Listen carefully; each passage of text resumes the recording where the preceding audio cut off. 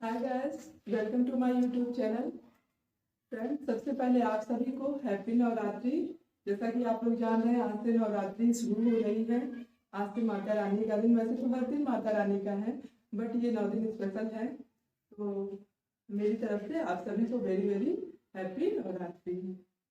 Okay, तो friends, हम लोगों ने कल प्रोटीन के बारे में पढ़ा था। प्रोटीन के क्लासिफिकेशन के बारे में, जिसमें से हम लोगों ने गुणवत्ता के आधार पर पूर्ण प्रोटीन, आंशिक प्रोटीन और अपूर्ण यानी निकृष्ट प्रोटीन तक हम लोगों ने अपने टॉपिक को खत्म किया था। तो आज हम लोग भौतिक गुण और घुलनशीलता के आधार पर प्रोटीन को साधारण, संयुक्त और व्युत्पन्न प्रोटीन में बांटा गया है। तो हम लोग शुरू करते हैं साधारण प्रोटीन से। तो साधारण प्रोटीन किसे कहा जाता है? तो हम इस तरह से कह सकते हैं, वह प्रोटीन जो हमें हर जगह से सरलता से प्राप्त हो जाती है, उसे हम साधारण प्रोटीन कहते हैं। वह प्रोटीन जो हमें हर जगह से प्राप्त हो जाती है, उसे हम साधारण प्रोटीन कहते हैं। अब यह साधारण प्रोटीन किसके अंतर्गत आती है, किसमें पाया जाता है, और कौन कौन सी प्रोटीन है जो साधारण प्रोटीन के अंतर्गत आती है? जैसे आप लोग देखते हैं, दूध में जो है लैक्टोएल्बुमिन नामक प्रोटीन पाया जाता है, वो आपका साधारण प्रोटीन होगा।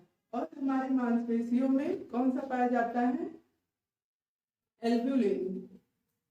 ग्लोब्यूलिन पाया जाता है हमारी मांसपेशियों में। ग्लोब्यूलिन नामक प्रोटीन पाया जाता है। आपके मक्के में हुआ, जौ में हुआ, ये सब जो है आपके इसके अंतर्गत जो प्रोटीन आते हैं, वो आपके जो है साधारण प्रोटीन होते हैं। जैसे मक्के में जीन नामक प्रोटीन पाया जाता है ना, और जौ में हुआ हार्डिन, मूंगफली में आपका एरिचिन, बादाम में अमेंडिन प्रोटीन पाया जाता है, चावल में आपका हुआ आर्जिनिन, और मांसपेशियों में कौन सा बोले हैं? ग्लोब्यूलिन।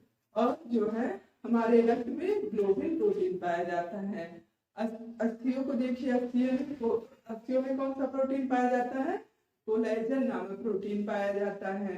और जो है चावल में आर्जिनिन पाया जाता है। और गेहूं में कौन सा, आप सभी जानते होंगे, गेहूं में ग्लूटेनिन और ग्लाइडिन नामक प्रोटीन पाए जाते हैं।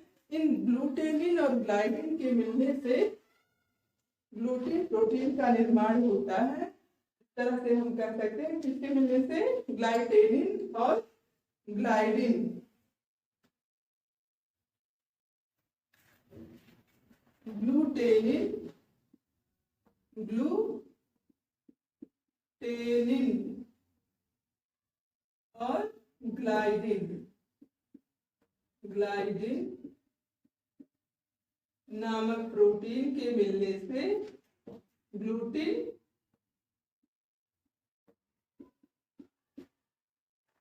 प्रोटीन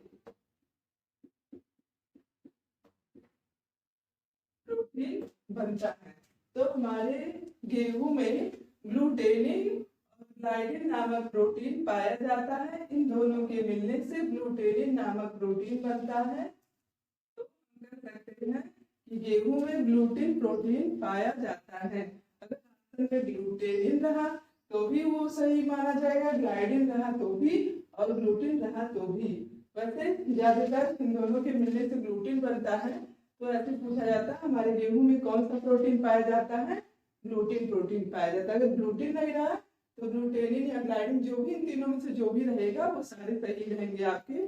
तो गेहूं में मुख्यतः ग्लूटिन प्रोटीन पाया जाता है, जो ग्लूटेनिन और ग्लाइडिन नामक प्रोटीन के मिलने से बनता है। क्वेश्चन ऐसे भी पूछ सकता है कि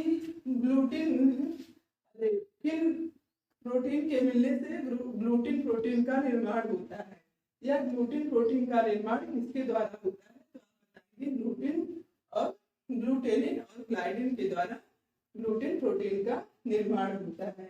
तो ये सारे प्रोटीन जो है हमने, जौ, मक्के, मूंगफली और अस्थियों, इस सारे के जितने भी हमने प्रोटीन बताया अभी, वो सभी हमारे साधारण प्रोटीन के अंतर्गत आते हैं। अब आप इसको नोट कर लीजिए, कौन कौन से प्रोटीन पाए जाते हैं जो साधारण प्रोटीन के अंतर्गत आते हैं।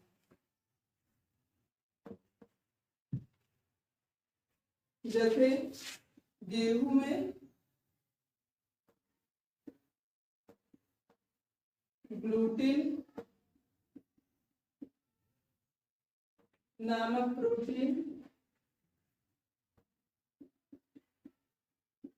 प्रोटीन पाया जाता है।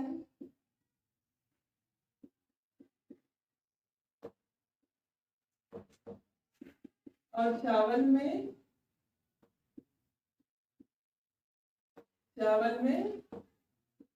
आर्जिनिन, कौन सा प्रोटीन? आर्जिनिन नामक प्रोटीन पाया जाता है। दूध में कौन सा पाया जाता है? लैक्टोएल्ब्यूमिन। दूध में लैक्टोएल्ब्यूमिन।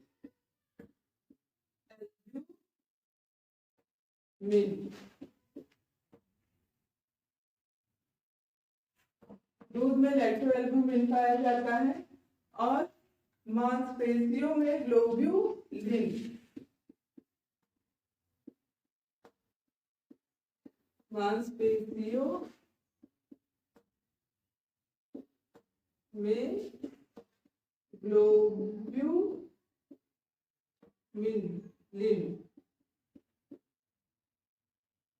मांसपेशियों में कौन सा पाया जाता है? ग्लोब्यूलिन। और हमारी अस्थियों में कौन सा प्रोटीन पाया जाता है?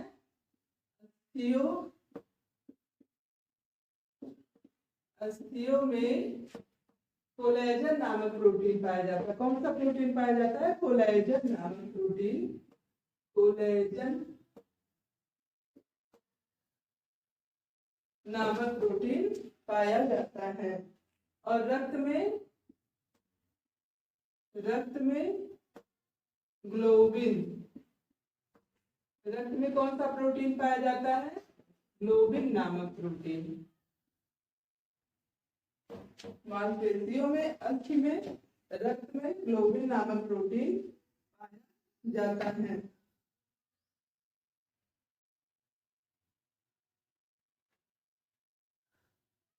और मक्के में देती हूँ,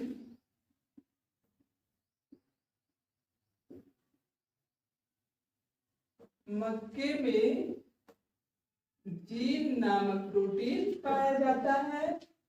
और जौ में हार्डिन नामक, कौन सा? जौ में हार्डिन नामक प्रोटीन पाया जाता है। हार्डिन नामक प्रोटीन पाया जाता है। और मूंगफली में कौन सा पाया जाता है?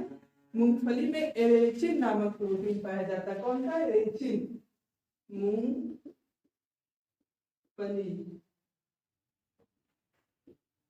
में एरेचिन नामक प्रोटीन पाया जाता है। और बादाम में अमेंडिन,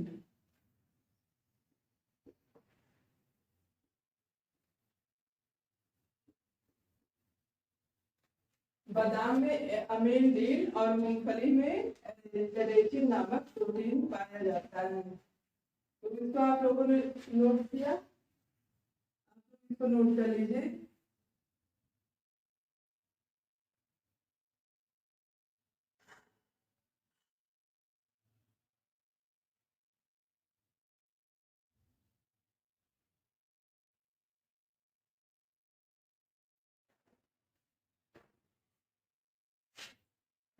तो हम कर सकते हैं, वह प्रोटीन जो हमें हर जगह से प्राप्त हो जाती है उसे हम साधारण प्रोटीन कहते हैं।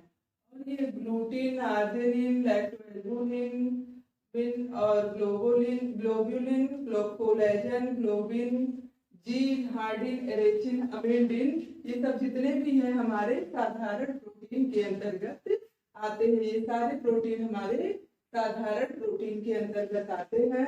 तो जो है ये भी क्वेश्चन पूछ सकता है, गेहूं में कौन सा प्रोटीन पाया जाता है, हमारी अस्थियों में कौन सा प्रोटीन, हमारे रक्त में कौन सा प्रोटीन पाया जाता है, मूंगफली या बादाम में कौन सा।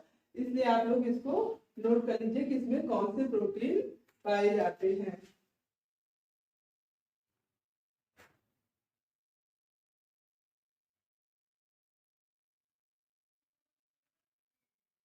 तो अब हम लोग चलते हैं संयुक्त यानी संयुग्मी प्रोटीन की तरफ।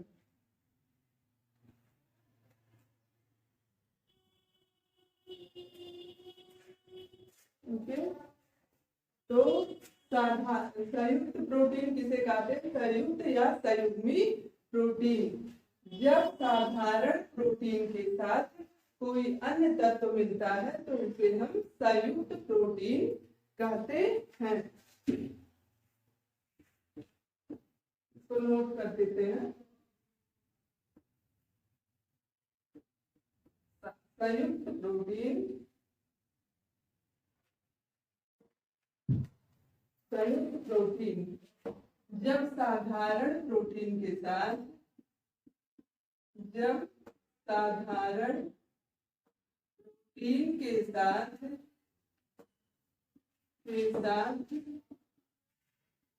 कोई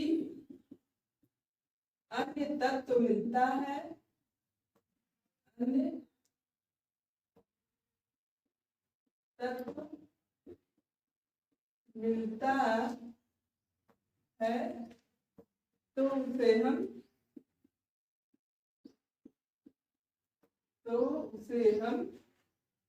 संयुक्त या संयुग्मी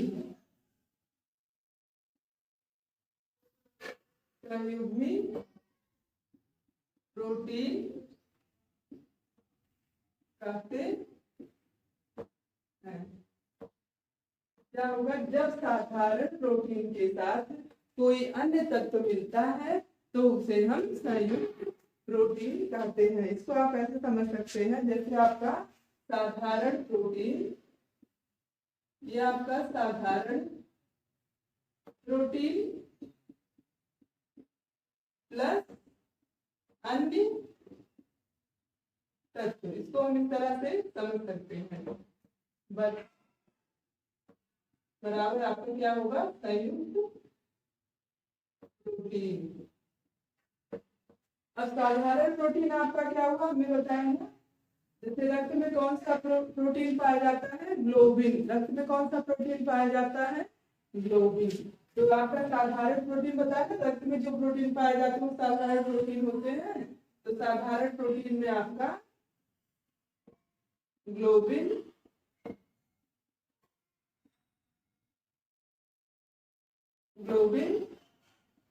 प्लस अन्य तत्व में हम क्या ले लें? लोहा या हिम, जिसे हम लोहा कहते हैं। तो क्या हो जाएगा? दोनों मिलके हीमोग्लोबिन।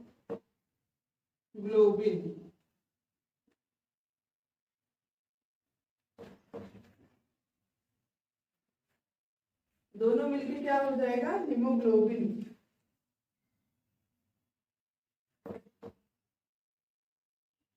काफी नीचे हो गया है ग्लोबिन।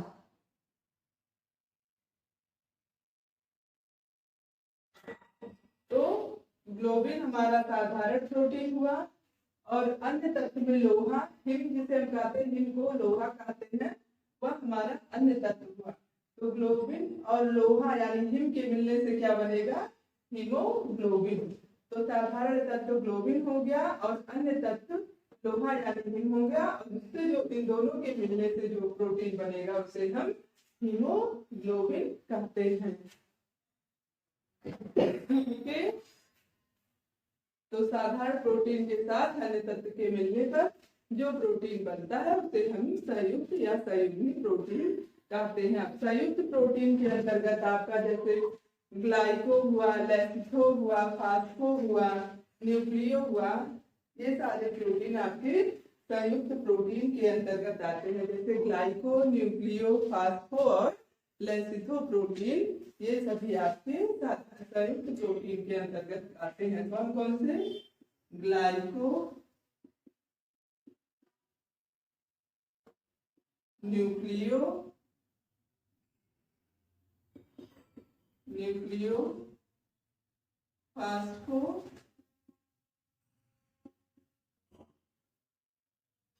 और लेसिथो।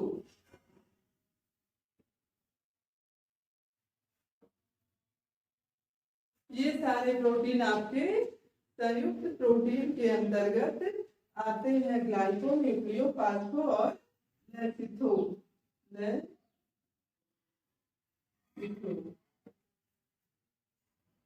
हीमोग्लोबिन, ग्लाइको, न्यूक्लियो फास्फो, लेसिथो, ये सारे हमारे संयुक्त प्रोटीन के अंतर्गत आते हैं, क्योंकि ये साधारण प्रोटीन के साथ अन्य तत्वों के मिलने से बनते हैं। समझ में आई बात? हमारा साधारण संयुक्त प्रोटीन हो गया। अब व्युत्पन्न प्रोटीन के बारे में देखते हैं।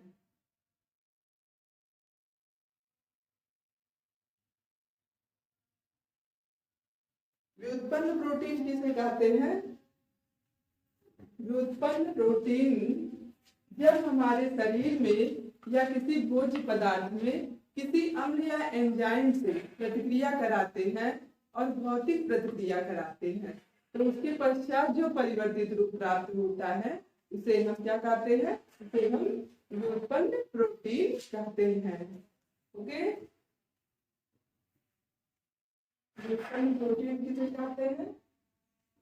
लिख देते हो भी।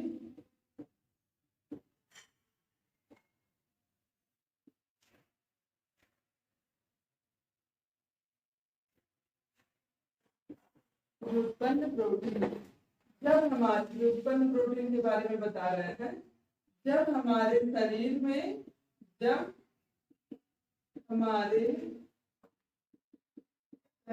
में या भोज्य पदार्थों के अंतर्गत एंजाइम या किसी भोज्य पदार्थ में या किसी भोज्य पदार्थ में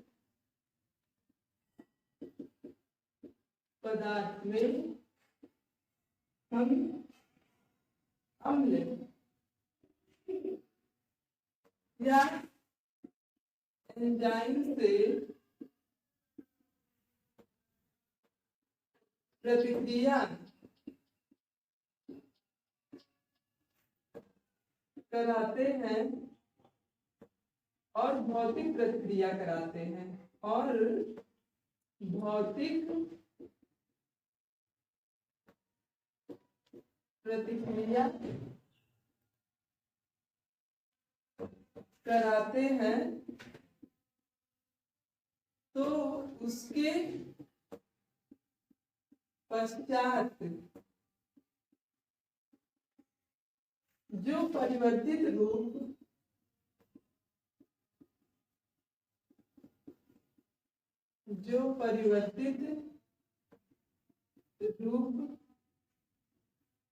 प्राप्त होता है उसे हम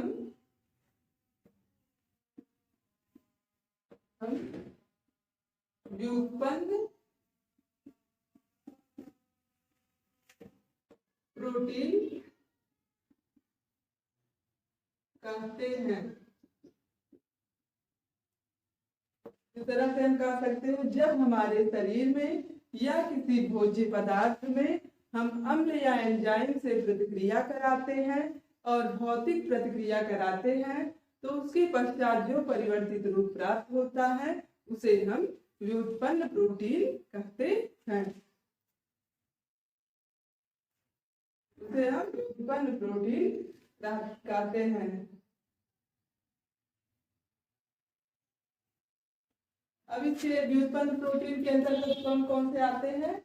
व्युत्पन्न प्रोटीन के अंतर्गत प्रोटियोजेस, पेंटोन्स और पेप्टाइड नामक प्रोटीन आते हैं। कौन कौन से? प्रोटियोजेस, पेंटोन्स और पेप्टाइड।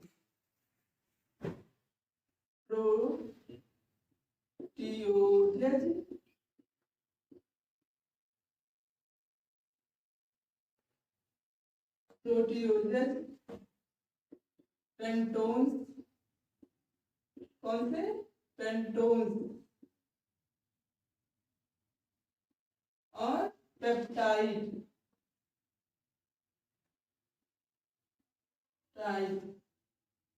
नामक प्रोटीन आते हैं।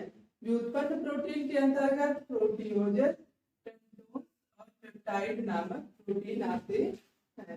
अब ये हमारा साधारण, संयुक्त और प्रोटीओजेस व्युत्पन्न प्रोटीन कंप्लीट हुआ। यानी भौतिक गुण और घुलनशीलता के आधार पर जितने वर्गीकरण हैं उनके बारे में हमने बताया।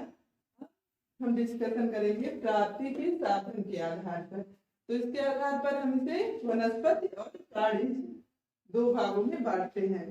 तो वनस्पति जगत से जैसे अनाज, फल, सब्जियां, इन सब दाल, इन सब से जो यानी वनस्पति जगत से हमें जो प्राप्त होते हैं प्रोटीन, उन्हें हम वनस्पति जगत कहते हैं, वनस्पति जगत के प्रोटीन कहते हैं। और प्राणी जगत से जो हमें प्राणियों के माध्यम से, जैसे दूध या दूध से, दूध हमें प्राणी से ही तो प्राप्त होता है, गाय भैंस जो भी सबसे।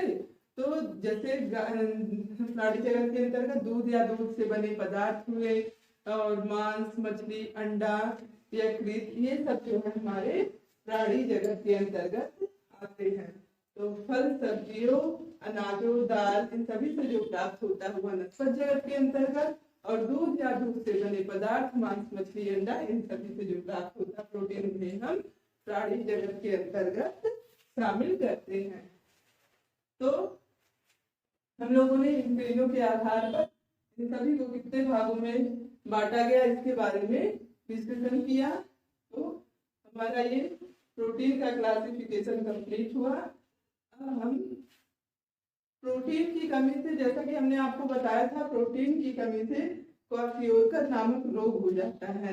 यह रोग मैक्सिमम जो है छोटे बच्चों में 1 से 4 वर्ष वाले बच्चों में होता है। और इसमें क्या लक्षण देखने को मिलते हैं, जैसे क्या होता है, बच्चों की वृद्धि रुक जाती है, मानसिक विकास में मानसिक परिवर्तन हो जाता है, और रक्त की कमी हो जाती है, बाल रूखे हो जाते हैं, स्किन पर चकत्ते या झुर्रियां पड़ जाती है, और पेट जो है निकला हुआ सा दिखता है। ऐसे बच्चों का हाथ पैर पतला दिखेगा, हाथ पैर उन लोग का पतला दिखेगा, बट पेट जो है काफी निकला हुआ सा प्रतीत होता है। हाथ पैर पतले रहेंगे और पेट निकला हुआ सा प्रतीत होता है। और जो है होठ के किनारे जैसे साइड में कटे कटे से दिखते हैं। इन होठ के किनारे कटे होने के कारण इस बीमारी को हम क्या कहते हैं, चिलोसिस नामक बीमारी। कौन सा? होठ के दोनों साइड कटे होना, होठ के दोनों साइड कटे होना, ये क्या है, क्वाशियोकर के लक्षण है। और इसको दोनों साइड कटे होने को हम क्या कहते हैं, चिलोसिस, चिलोसिस नामक रोग कहते हैं। पूछ लेगा चिलोसिस किसे कहते हैं, इसमें क्या होता है, तो होठ के दोनों साइड कटे होने या कटने पर इसे हम चिलोसिस कहते हैं। तो इसमें रक्त की कमी हो जाती है और मांसपेशियां कमजोर हो जाते हैं। रक्त की कमी, मांसपेशियां भी कमजोर हो जाती हैं। ये सारी चीजें इसके अंतर्गत आती है। शरीर में स्वेलिंग हो जाती है और मुख जो है चंद्रा आकार का मुख दिखाई देता है, यानी मून फेस, जिसे ये भी पूछा जाता है मून फेस किस बीमारी से संबंधित है, या चंद्राकृत मुख किस बीमारी से संबंधित है। तो आप क्या बोलेंगे, क्वाशियोकर। इनके लक्षण के बारे में देखते हैं। ओके, तो हटा देते हैं।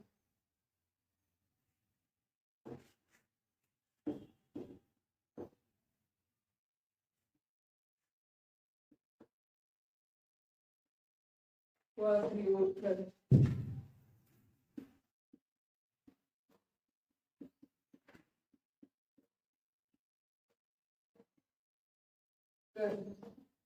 या प्रोटीन की कमी से होता है। किसकी कमी से?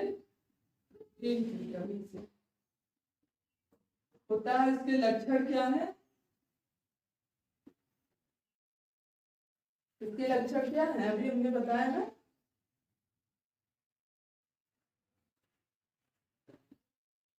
वृद्धि रुक जाती है, शारीरिक वृद्धि रुक जाती है। शरीर में सूजन, शरीर में सूजन, रक्त की कमी, मानसिक परिवर्तन। जैसे बच्चा क्या प्रोटीन की कमी होने से काफी दुबला हो जाएगा, खून की कमी हो जाएगी, जिससे उसको हमेशा चिड़चिड़ापन सा रहेगा। तो मानसिक परिवर्तन, सुस्त दिखेगा वह, मानसिक परिवर्तन, मांसपेशियां कमजोर हो जाती हैं।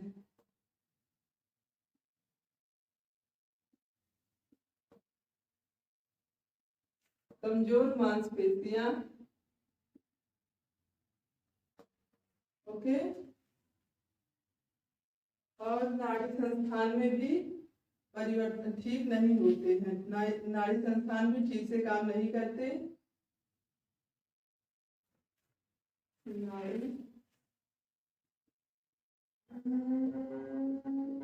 संस्थान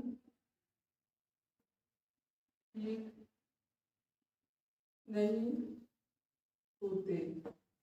और क्या है, बाल, क्योंकि बाल आपको रूखे दिखेंगे, त्वचा खुरदुरी, बाल रूखे, त्वचा खुरदुरी,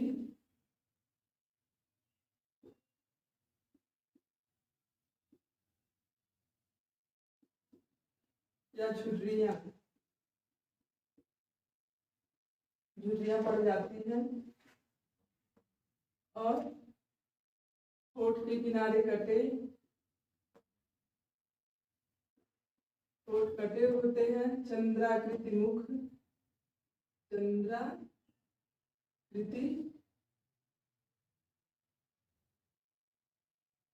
चंद्राकृति मुख यानी मून फेस, तो मून फेस कहते हैं। क्योंकि ये सारे लक्षण हमारे क्वासियोकर के अंतर्गत आते हैं, जो प्रोटीन की कमी से होता है। और यह ज्यादातर बच्चों में 1 से 4 वर्ष के बच्चों में यह देखने को मिलता है।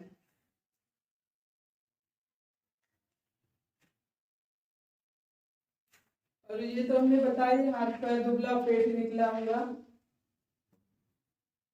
हाथ पैर दुबला, पेट निकला हुआ, तो ये सारे क्वासियोकर के लक्षण हैं।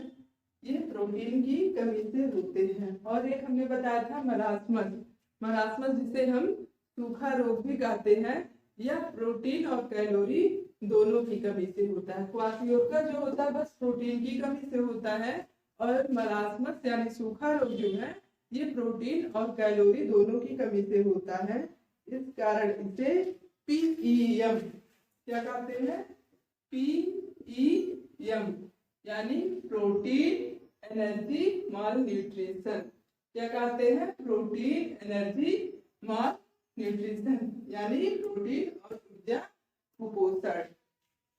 तो मरासमस हमारा प्रोटीन और कैलोरी की कमी से होता है। मरासमस को हम सूखा रोग भी कहते हैं, या मैक्सिमम 1 से 6 वर्ष के बच्चों में देखने को मिलता है। तो हम लोगों ने प्रोटीन क्या है, प्रोटीन की रासायनिक संरचना, रासायनिक सूत्र हमने बताया। CH2N है यानी कार्बन के 1 अणु, हाइड्रोजन के 1 अणु, और ऑक्सीजन के 2 अणु, नाइट्रोजन के 1 अणु के मिलने से इसका निर्माण होता है। हमने बताया भी था कि कार्बन में जो है 50% पाए जाते हैं, और हाइड्रोजन जो है 32%, ऑक्सीजन आपका 7% और नाइट्रोजन 16% पाए जाते हैं। हमने ये बताया था आपको। तो अब ये हमारा कंप्लीट हुआ। अब प्रोटीन के क्या कार्य हैं इसके बारे में हमें जानना होगा। प्रोटीन के कार्य। तो प्रोटीन के क्या कार्य है?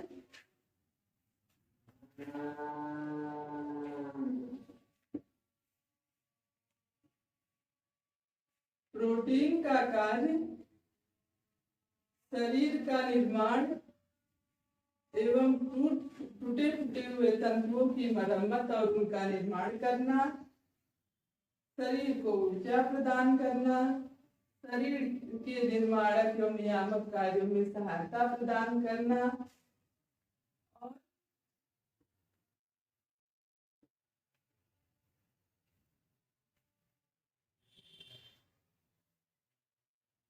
अम्ल और क्षार के संतुलन को बनाए रखना, जल के संतुलन को बनाए रखना और हमारे एंटीबॉडी, हार्मोन और एंजाइम इन सभी का निर्माण करना प्रोटीन का कार्य है।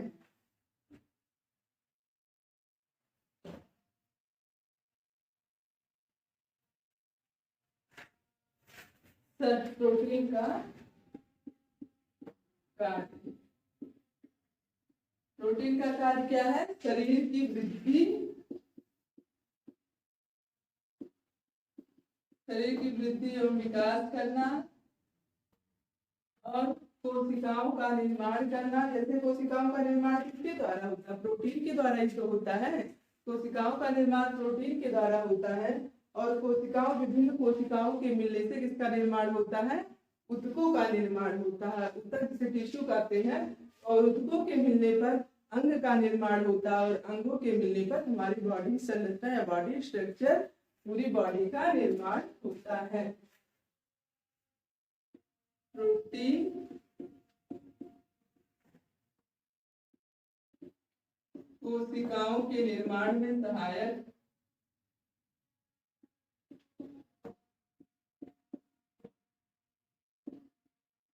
के निर्माण में सहायक होता है। जैसे विभिन्न कोशिकाओं के मिलने से किसका निर्माण होता है? ऊतकों का। और विभिन्न ऊतकों के मिलने से अंग का निर्माण होता है।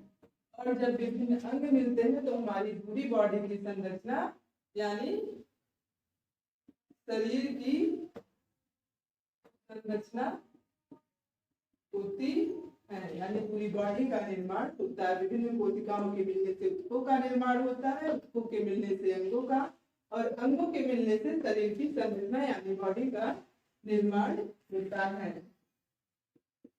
तो यह कोशिकाओं के निर्माण में सहायक होता है और शारीरिक क्रियाओं के नियमन, क्रियाओं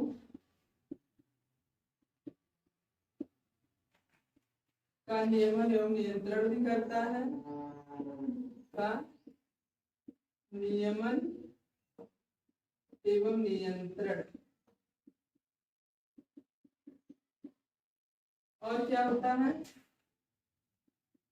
अम्ल और क्षार को नियमित करता है। अम्ल और क्षार, अम्ल और क्षार को क्या करता है? ये नियमित करने का कार्य करता है। अम्ल और क्षार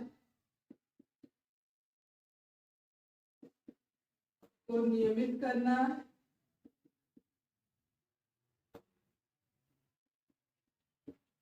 जल का संतुलन बनाए रखना,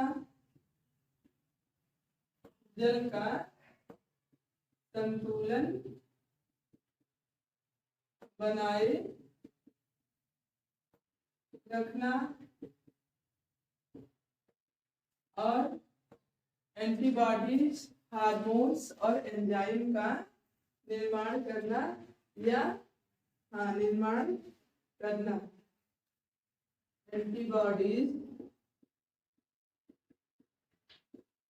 एंटीबॉडीज यानी रोग प्रतिरोधक क्षमता जो होती है तो, और हार्मोन और एंजाइम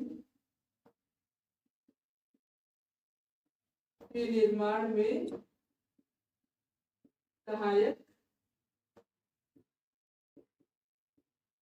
होता है। प्रोटीन एंटीबॉडीज हार्मोन्स और एंजाइम के निर्माण में सहायक होता है। और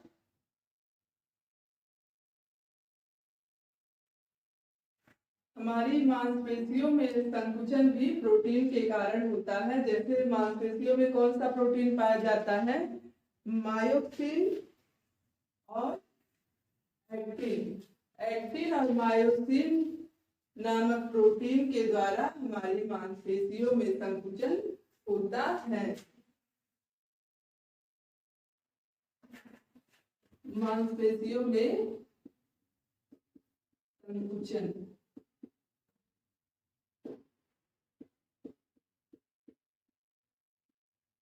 संकुचन किसके, कौन सी प्रोटीन? एक्टिन एवं मायोसिन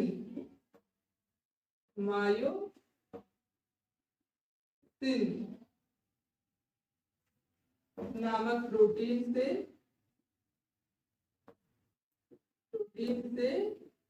होता है।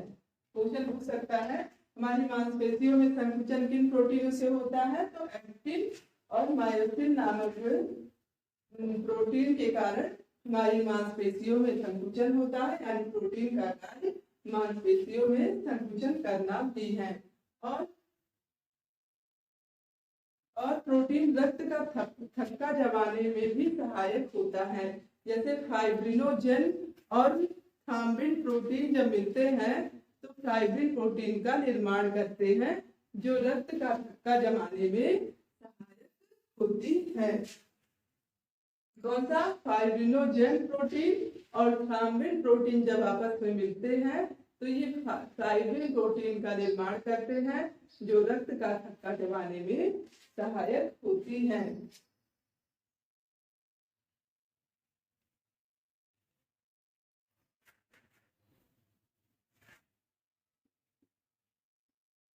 रक्त का थक्का जमाना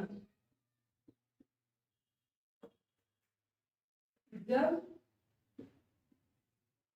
फाइब्रिनोजन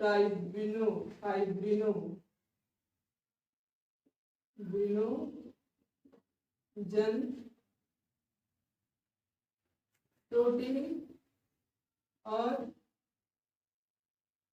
थाम्बिन प्रोटीन, कौन सा? थाम्बिन प्रोटीन मिलते हैं तो या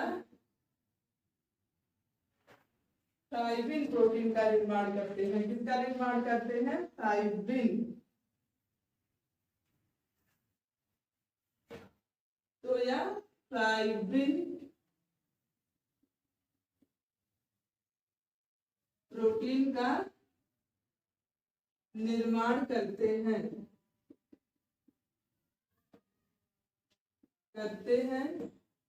जो रक्त का थक्का जमाने में थक्का बनाने में सहायक होती है। यानी कौन सा प्रोटीन रक्त का थक्का जमाने में सहायक होता है? मुख्यतः फाइब्रिन प्रोटीन के कारण रक्त का थक्का जमता है। और इसका निर्माण किसके द्वारा होता है? इसका फाइब्रिन प्रोटीन का निर्माण फाइब्रिनोजन और थाम्बिन प्रोटीन के मिलने से फाइब्रिन प्रोटीन का निर्माण होता है, जो रक्त का थक्का जमाने में सहायक होता है।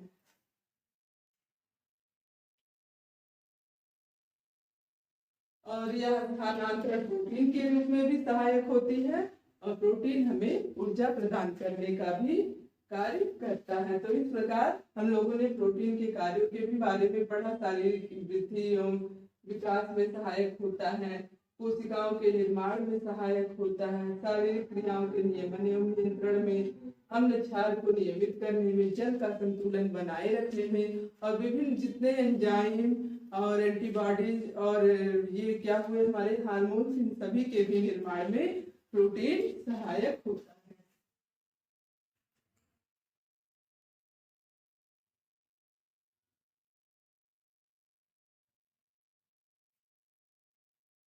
तंतुओं का निर्माण एवं मरम्मत तो मैंने लिखा है तंतुओं का निर्माण एवं मरम्मत। इस प्रकार अब हम लोगों का प्रोटीन का चैप्टर यानी प्रोटीन का टॉपिक आज खत्म हुआ। हम इसके बारे में प्रोटीन के कार्य, प्रोटीन के स्रोत, विभिन्न पदार्थों में कौन कौन से प्रोटीन पाए जाती है, किस प्रोटीन की कमी से कौन से रोग हो जाते हैं, इन सभी के बारे में हम लोगों ने डिस्कशन किया। आई होप आप लोग को क्लियर हो गया होगा, कॉन्सेप्ट आप लोग का क्लियर हो गया होगा। तो कल हम एक नए टॉपिक के साथ मिलते हैं। तब तक के लिए थैंक यू।